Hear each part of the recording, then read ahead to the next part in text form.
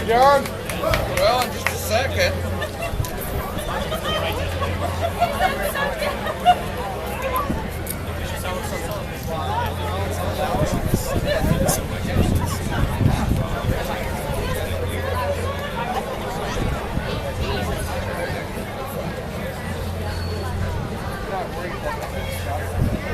Okay, everybody, first of all, before we start these things, I want to introduce John.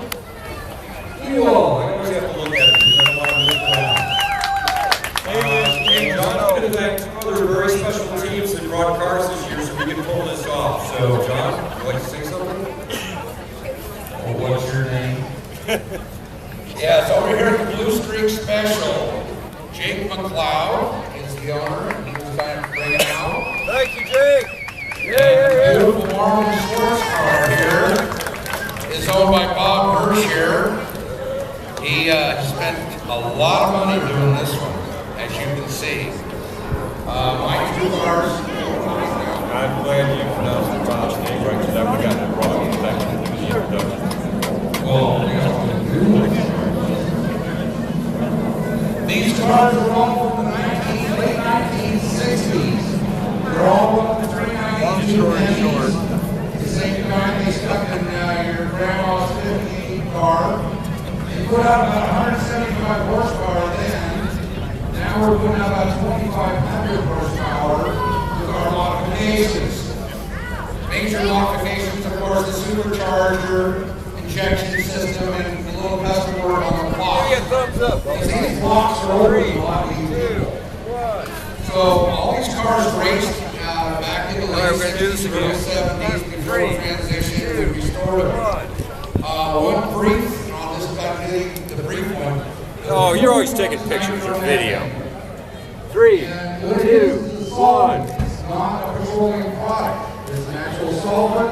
It was invented back in the 1870s as a solvent, and it's been used as a very stable solvent. It wasn't until a train wreck in the 1920s they found out you could explode the stuff. So, of course, the military found out it was very difficult to explode, so they didn't use it for anything. The reason it's hard to ignite is it takes a lot of pressure and a lot of heat.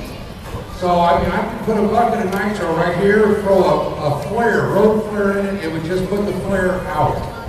It's a very stable, but it's a solvent. But when they make horsepower is, two of its atoms are oxygen in its chemical makeup. And that means it could actually burn in a vacuum. It doesn't need air just to ignite. So because it has two atoms of oxygen as part of it, we can put 7 times the volume in the cylinder as we could gasoline, and we can still ignite it because it has its own oxygen to begin with. The more fuel you can put in a cylinder to ignite, the more horsepower it creates. Pretty much that simple. We'll be around a little bit after we shut them off. If you have questions or anything about them, please come up and ask us. We'd love to share our knowledge. We're happy to All right, guys, take your smile. And we kind of hope you enjoy the show. Well, here followers.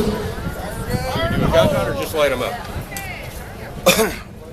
You want to do? You do a countdown. I don't care. Pretty soon, we're going to have one at a time. You're going to hear all four of them talking. Hey, Bob. They're going to make it live. I'll give you 1 minute.